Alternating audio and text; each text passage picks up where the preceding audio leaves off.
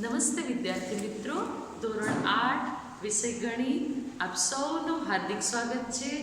આપણે પ્રકરણ 10માં આગળ જઈ રહ્યા છીએ, જેની અંદર આપણે ઘન આકારોનું પ્રત્યક્ષીકરણ વિશે માહિતી મેળવીશું. ખૂબ જ સરળ ચેપ્ટર છે. જો આપણે ધ્યાન આપીએ થોડું તો એકદમ સરળતાથી ટેક્સ્ટ બુકની અંદર જ અડધું ચેપ્ટર આપણું થઈ જાય એવું છે.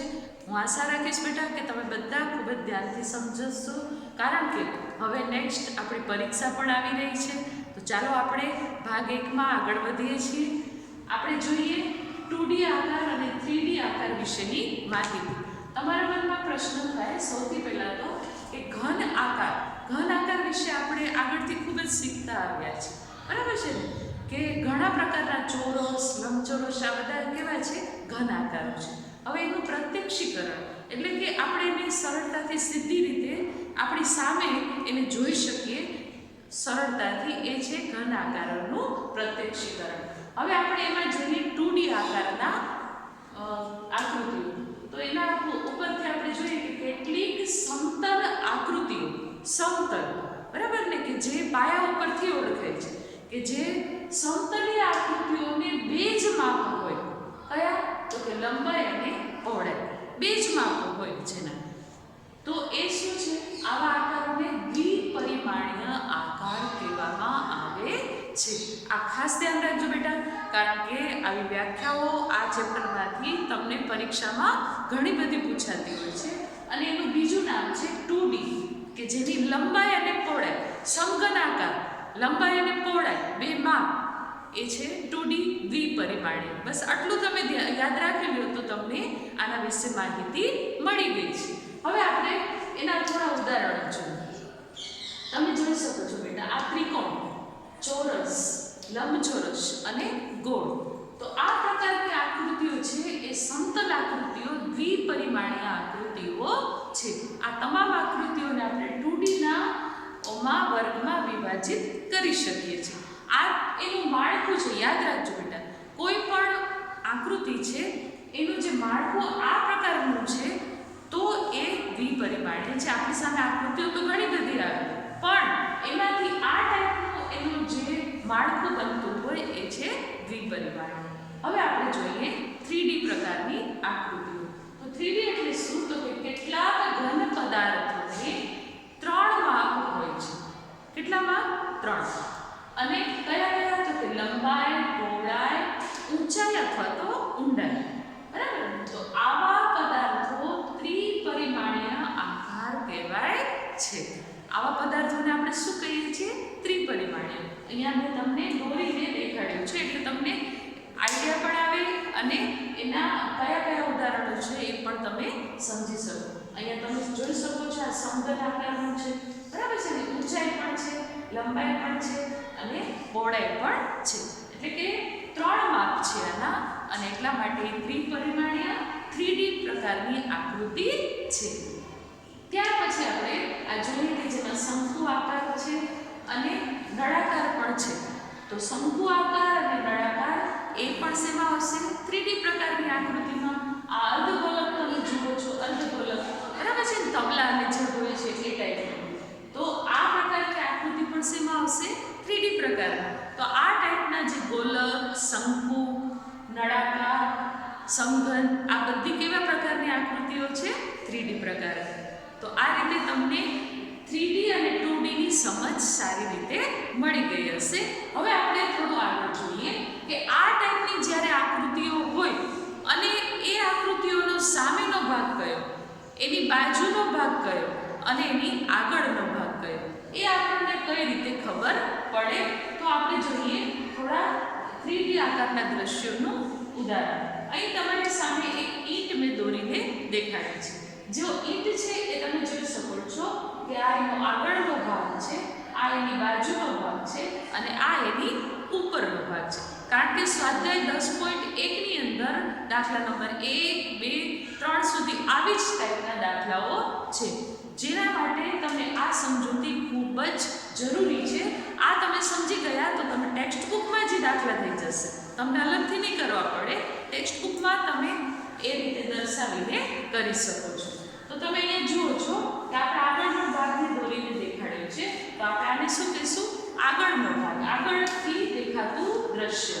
આ છે બાજુએથી દેખાતું દ્રશ્ય, જે અહીંયા તમે જોઈ શકો છો.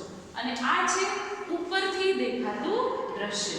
તો આ રીતે આપણે ક્લાસિફાઈ કરી અલગ અલગ ભાગને દેખાડી અને નીચે એને આપણે વર્ણવ્યા છે કે આગળથી છે, બાજુએથી છે કે ઉપરથી છે.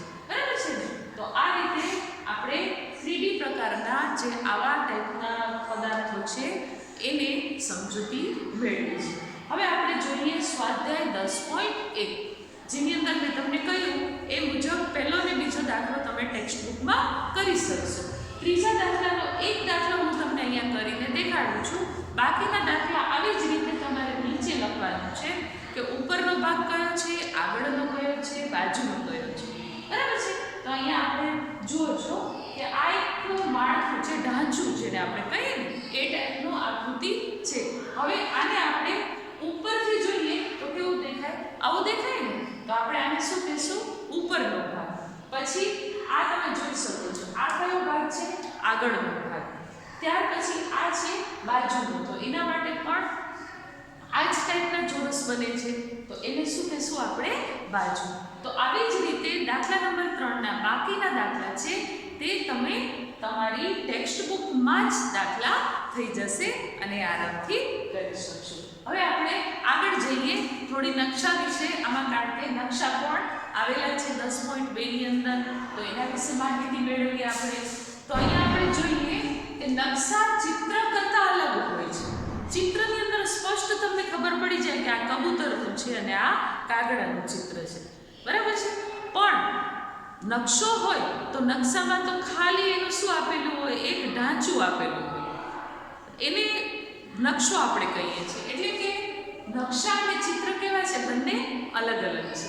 એવી જ રીતે આપણે જોઈએ કે નકશામાં જુદી જુદી વસ્તુ અથવા તો સ્થળને દર્શાવવા જુદી જુદી સંજ્ઞા કે સંકેતોનો ઉપયોગ થાય છે. દાખલા તરીકે અહીંથી આપણે તમારા ઘર સમજી લો તો એનો રસ્તો આપણે તૈયાર કરીએ છીએ. તો રસ્તામાં સમજી લો કે હમીસર તળાવ આવે છે, તો હમીસર તળાવ છે તો એને તમે દોરી, એમાં તમે સીધી શું કરશો? આ રીતે આમ લાઈન દર્શાવશો. બરાબર છે? તેના ઉપરથી અંદાજ આવશે કે આ વચ્ચે કાંઈક પાણીવાળો તળાવ જેવો ભાગ છે, એને સંકેત આપણે કહ્યો. નકશામાં માત્ર એટલું, પણ જો તમે ચિત્ર દોરતા હો તો તમારે આખા રસ્તામાં તમારે હમીસર પણ વ્યવસ્થિત દોરવું પડે, સામે જે મંદિર આવેલું છે એ પણ દોરવું પડે. તો આ રીતે નકશાના સંદર્ભમાં દ્રષ્ટિકોણને ધ્યાનમાં લેવામાં આવતો નથી. એટલે કે નકશામાં આપણે દ્રષ્ટિકોણ મહત્વનું નથી કે આપણે આ જ ટાઈપનું હમીસર જેવું જ હમીસર બનવું જોઈએ એવું નથી, પણ ખાલી તમે લાઈન કરી નાખી તો ચાલે છે. એટલે તમને ખ્યાલ આવી ગયો કે નકશાની અંદર શું મહત્વનું છે અને ચિત્ર કઈ રીતે એનાથી અલગ પડે છે. ત્યાર પછી આપણે આ વસ્તુ ખાસ ધ્યાન રાખીશું બેટા કે નકશામાં પ્રમાણમાં અથવા તો સ્કેલ જે એનું હોય એ હંમેશા કેવું હોય છે? અચળ હોય છે. એમાં ક્યારેય ફેરફાર થતો નથી. તમે માપ જે લીધું છે કે 1 સેન્ટીમીટર ચોરસ, બરાબર છે, તો એટલું જ માપ તમારે રાખવું પડે. હવે 1 સેન્ટીમીટર બરાબર તમે 5 એકમ લો છો તો એટલું જ માપ રાખવું પડે. એમાં ક્યારેય ફેરફાર થતો નથી કારણ કે એ અચળ રહે છે. હવે આપણે જોઈએ થોડી માહિતી લઈએ આપણે ફલક, પછી ધાર અને શિરોબિંદુ વિશે, કારણ કે આ ખૂબ જ 3 મહત્વના પોઈન્ટ છે બેટા. મેં થિયરી તરીકે થોડી વ્યાખ્યાના સ્વરૂપમાં, સમજૂતીના સ્વરૂપમાં તમારી સમક્ષ મૂક્યું છે, જેનાથી તમને વધારે આઈડિયા આવી જશે. કારણ કે આના પરથી આપણે એક સૂત્ર પણ તૈયાર કરવાનું છે અને એના દાખલા ગણવાના રહેશે. આમાં માત્ર એટલા જ દાખલા જ હશે અને એ આપણે એની વ્યાખ્યા સમજૂતી સમજીએ. હવે અહીંયા જુઓ તમે ફલક. ફલક એટલે શું? સામાન્ય રીતે જોઈએ તો સપાટી, બરાબર છે ને? સરફેસ જેને આપણે ઇંગ્લિશમાં કહીશું. કોઈ પણ ઘન આકૃતિ છે એની જે સપાટી છે, સરફેસ છે, એ શું છે? ફલક છે, જેને આપણે ઇંગ્લિશમાં શું કહીએ છીએ? એફ. બહુકોણથી ઘેરાતા સમતલ્ય ભાગને ફલક કહે છે. બહુકોણથી ઘેરાતા જે સમતલ્ય ભાગ છે બધા એ શું છે? ફલક છે. તો આ રીતે આપણે એને એફ વડે દર્શાવીશું. ત્યાર પછી ધાર વિશે જાણીએ. ધાર શું? તો કે બધી ફલકો જ્યાં મળે છે એ શું છે? ધાર. દાખલા તરીકે ટેબલ છે, એનો ઉપરનો ભાગ શું બની ગયો? ફલક. પણ એની જે કોર છે, બરાબર, ફરતી એ જે એની ધાર છે, જેને આપણે એ બધી ફલક જ્યાં ભેગી થાય છે તો એ શું બની ગઈ? ધાર. જેને આપણે ઇંગ્લિશમાં શું કહીશું? ઈ વડે આપણે દર્શાવીશું. અને ફલક જ્યાં મળે એ ધાર કહેવાય. અને એ હંમેશા ધાર કેવા સ્વરૂપમાં હોય છે? રેખાખંડ સ્વરૂપમાં હોય છે. આપણે જાણ્યું છે, આગળ શીખી ગયા છીએ રેખાખંડ વિશે. તો આવા રેખાખંડો જે બનતા હોય છે, 4 જગ્યાએ ભેગા થાય ટેબલમાં, એ શું બની જાય છે? ધાર. તો એવી જ રીતે હવે આગળ જોઈએ આપણે કે ધાર જ્યાં મળે તેને શિરોબિંદુ તરીકે ઓળખાય છે. હવે સમજી લો કે 4 ખૂણા બને ને, ધાર જ્યાં મળી ત્યાં શું બનશે? 4 ખૂણા. એ ખૂણા શું છે? શિરોબિંદુ, જેને ઇંગ્લિશમાં આપણે કહીશું વર્ટેક્સ, બરાબર, જેને શોર્ટમાં વી કહીએ છીએ. તો આ રીતે આપણે 3 વસ્તુની સમજ મેળવી. એક છે ફલક, બીજું ધાર અને ત્રીજું શિરોબિંદુ. ત્યાર પછી આપણે ખાસ સમજીએ કે બહુફલક એટલે કે જે આકૃતિઓની સપાટી વધારે છે. બહુફલકના એવા અગત્યના એના 2 પ્રકારની આકૃતિઓ હોય છે. કયા કયા? તો કે એક પ્રિઝમ અને બીજું પિરામિડ ટાઈપના, બરાબર ને? પ્રિઝમ તમે વિજ્ઞાનમાં શીખો જ છો કે ઘણા બધા એની અંદરની કલરોને થતા હોય છે, બરાબર છે? જેની અલગ અલગ પ્રકારના ફલક જે હોય, લાંબા લાંબા, અને એ ટાઈપનું પ્રિઝમ હોય છે. અને પિરામિડમાં શું છે? એ બંનેનું ડિફરન્સ શું છે? ખાસ બેટા સમજો.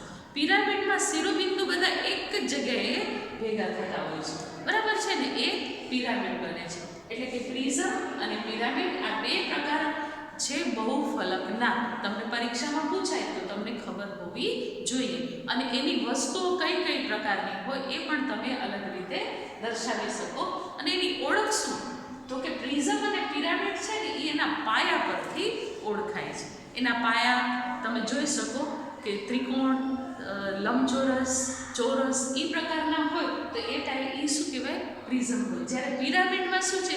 પાયો હોય તો એનો ઉપરનો આકાર કેવો બની જાય છે? ભેગો થઈ જતો હોય છે, બરાબર છે ને? એક જ શિરોબિંદુમાં બધા ભેગા થઈ જાય તો એ શું બની જાય છે? પિરામિડ બની જાય છે. તો આ રીતે આપણે માહિતી સમજૂતી મેળવી. હવે આપણે જઈએ સ્વાધ્યાય 10.2 ઉપર. સ્વાધ્યાય 10.2માં દાખલા નંબર 1 ની અંદર એક નકશો આપેલો છે. બેટા તમારી ટેક્સ્ટ બુક ખોલજો એટલે તમને આઈડિયા આવી જશે. જેની અંદર અલગ અલગ જે નકશો છે એના રસ્તાઓ આપેલા છે. ABCD 4 રસ્તા છે.